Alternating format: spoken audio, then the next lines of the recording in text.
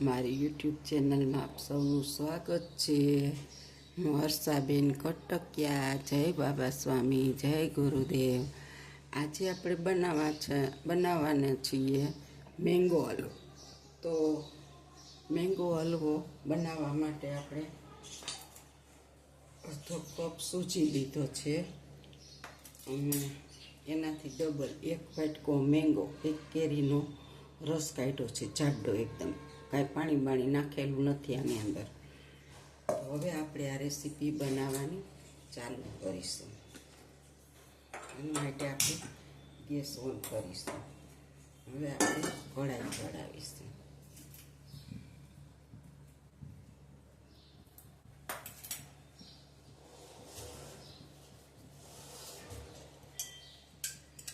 એના માટે આપણે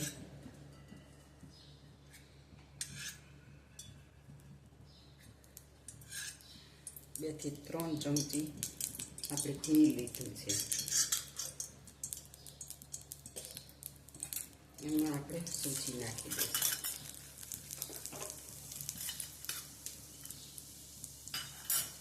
હવે આપણે એને મસ્ત રીતે શેકી લેશું। તમે જોઈ શકો છો, દાજે નહીં એવી રીતના આપણે આને શેકવાની છે મસ્ત। આપણે હજી આને 5 મિનિટ શેકી લેશું।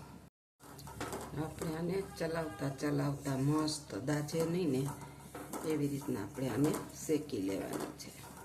તમે જોઈ શકો છો।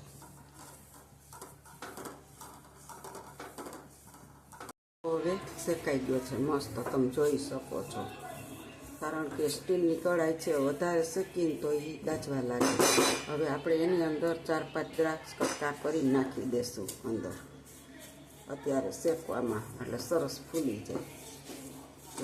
મસ્ત શેકાવા લાગ્યો છે। હવે આપણે એની અંદર આપણે આ કેરીનો રસ નાખી દઈએ।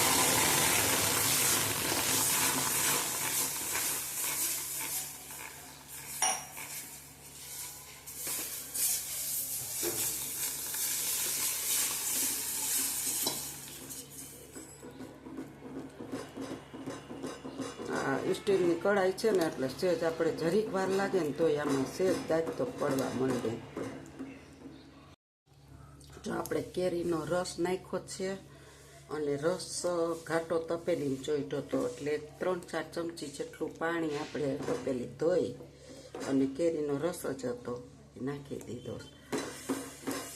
અને તમે જોઈ શકો છો કે આપણો હલવો હવે બની રહ્યો છે। હવે અત્યારે કેરીની થોડી ખટાશ મીઠાશ બને હોય, પણ હવે આપણે આની અંદર નાખીશું ખાંડ।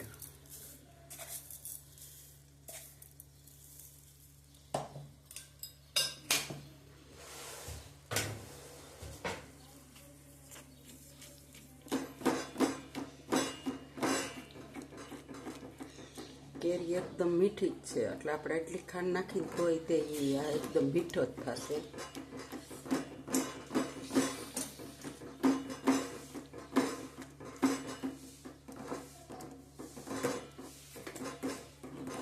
આ બધી આપણી દ્રાક્ષ છે, આપણો હલવો બૈરો નથી।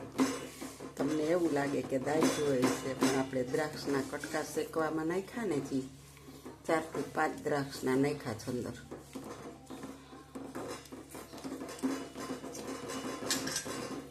હવે આપણે આમાં 2 થી 3 ચમચી ઘી નાખીશું પાછું। 2 થી 3 ચમચી આપણે નાખ્યું હતું અને ઉપરથી એટલું નાખીશું બસ। આપણે હવે આમાં બહુ ઘીની જરૂર નથી।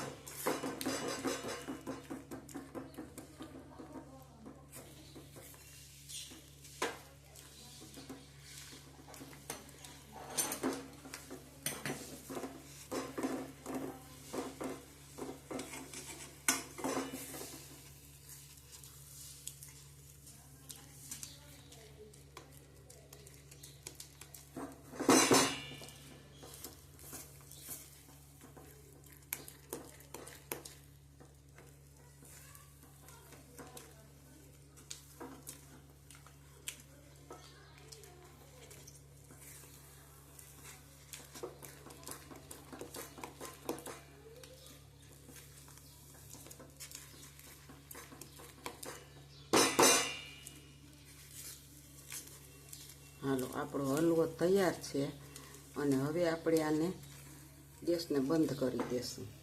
તો તમે જોઈ શકો છો, આપણે ગેસને બંધ કરી દીધો અને હવે આપણે આ હલવો તૈયાર થઈ ગયો આપણો.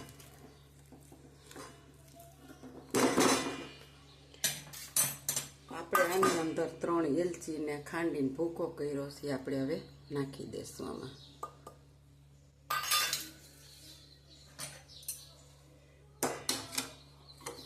આપણે હવે આને નીચે ઉતારી લેશું. હવે આપણે આ ડીશને જરીક ઘીવાળી કરી લેશું.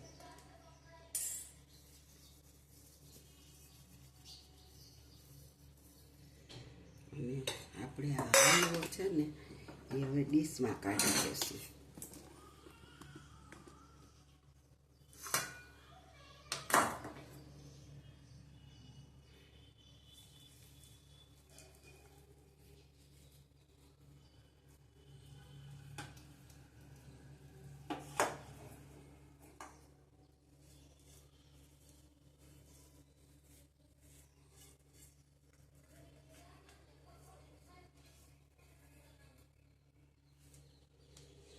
આપણો હલવો બહુ મસ્ત બન્યો છે અને જરા પણ ચોઈટોય નથી. જો આપણું બકડિયામાં નથી ચોઈટો અને આપણો હલવો મસ્ત બની ગયો છે.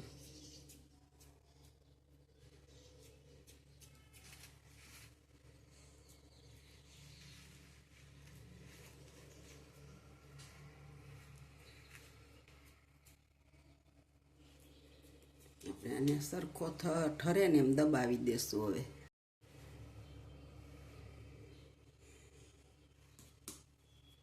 હવે આપણે સેજ શાઇનિંગ આપવા માટે સેજ એવું ઘી નાખીશું. બહુ નહીં, ખાલી આપણે હલવાને શાઇનિંગ આપવા માટે. આપણે માત્ર ને માત્ર આમાં 6 ચમચી જ ઘી જોયું છે, એથી વધારે જરાય નહીં. તમે જોઈ શકો છો. હા, નાની ચમચી છે ને આપણી આ નાની ચમચી 6 ચમચી ઘી જોયું, જો તમે જોઈ શકો છો. હવે આપણે આને ગાર્નિશ કરીશું કાજુ બદામથી.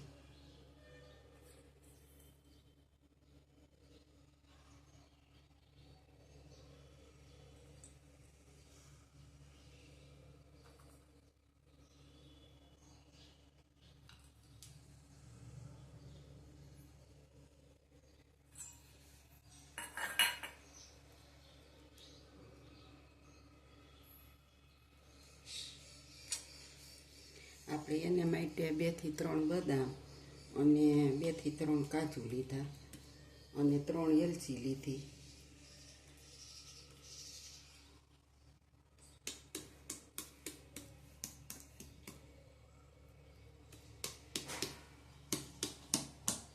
તો જો તમે જોઈ શકો છો, આપણો હલવો તૈયાર થઈ ગયો છે. કેટલી શાઇનિંગ ને કેટલો મસ્ત બન્યો છે. તો તમને આ મારી હલવાની રેસીપી મેંગો હલવાની સારી લાગે તો લાઈક કરજો, શેર કરજો, બે લાઈક બટન દબાવવાનું ભૂલતા નહીં. અને બનાવવો પણ સાવ સહેલો છે. જો મહેમાન આવે તો આપણે એમનેમ તો હલવો બનાવતા જ હોઈએ છીએ, પણ મેંગો હલવો બનાવો તો કેટલો મસ્ત બને અને લુક બહુ સરસ આવે છે આનું. અને ખાવામાં પણ કેરીનો સ્વાદ આવે ને એટલે બહુ મસ્ત લાગે છે. તો તમે પણ આવી રીતે બનાવજો, મને કોમેન્ટમાં લખજો કેવો બન્યો છે. સારો લાગે તો લાઈક કરજો, શેર કરજો, બે લાઈક બટન દબાવવાનું ભૂલતા નહીં. આવજો. જય બાબા સ્વામી, જય ગુરુદેવ. હાલો, જો આપણે આની ઢેફલી પાડી લેશું.